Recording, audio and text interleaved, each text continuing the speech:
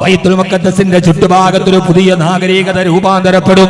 ആ ബൈത്തുൽ മുഖദ്ദസിനെ ചുറ്റിപ്പറ്റിയിട്ടൊരു പുതിയ നാഗരികത രൂപാന്തരപ്പെട്ടാൽ ഖറാബു യസ്രിബ, അത് മദീനയുടെ തകർച്ചയാണെന്ന് നബി മുഹമ്മദ് മുസ്തഫ.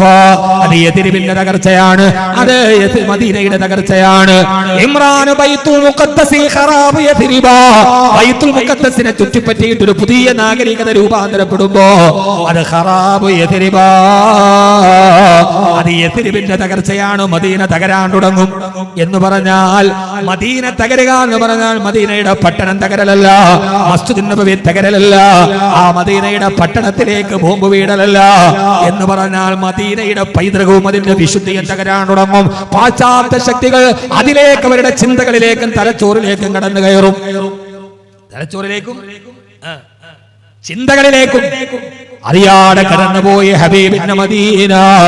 ബൈത്തുൽ മുഖദ്ദസ് തകർന്നാൽ നമ്മൾ മനസ്സിലെ കൊട്ടാരമായി സൂക്ഷിക്കുന്ന മദീനയുടെ തകർച്ച തുടങ്ങുകയാണ് സഹോദര. എത്ര ഭീതിയോടെയാണ് നമ്മൾ ഇത് കേട്ട് നിൽക്കുക. ബൈത്തുൽ മുഖദ്ദസിനെ ചുറ്റിപ്പറ്റി ഒരു നാഗരികത, ഈ ഇസ്രയേലിന്റെ അധിനിവേശത്തിന്റെ നാഗരികത. ഗസയെ തകർത്തെറിഞ്ഞിട്ട് ആ ഗസയിൽ ജൂദായിസത്തെ താമസിപ്പിക്കാനുള്ള നെതന്യാഹുവിന്റെ മാസ്റ്റർ പ്ലാൻ, അത് ഈ പറയുന്ന ഇമ്രാൻ ബൈത്തുൽ മുഖദ്ദസ്, ബൈത്തുൽ മുഖദ്ദസിന്റെ പരിസരത്തൊരു ജൂദായിസത്തിന്റെ നാഗരികത വരിക, അത് ഖറാബു യസ്രിബ,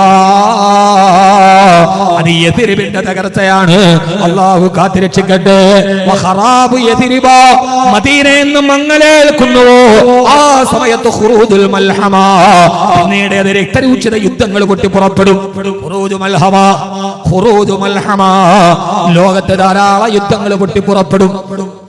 റഷ്യയും ഉക്രൈനും തമ്മിൽ, ഫലസ്തീനും ഇസ്രയേലും തമ്മിൽ, ഇസ്രയേലും ഖത്തറും തമ്മിൽ,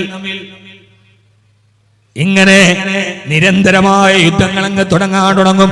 ലോകത്തിന്റെ നാനാഭാഗത്ത് നിന്നും യുദ്ധങ്ങളുടെ പെരുമഴക്കാലം.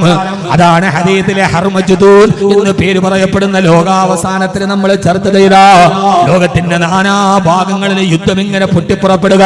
ഇന്ത്യയും പാകിസ്ഥാനും തമ്മിൽ, പാകിസ്ഥാനും അഫ്ഗാനിസ്ഥാനും തമ്മിൽ യുദ്ധം പുറപ്പെടുക.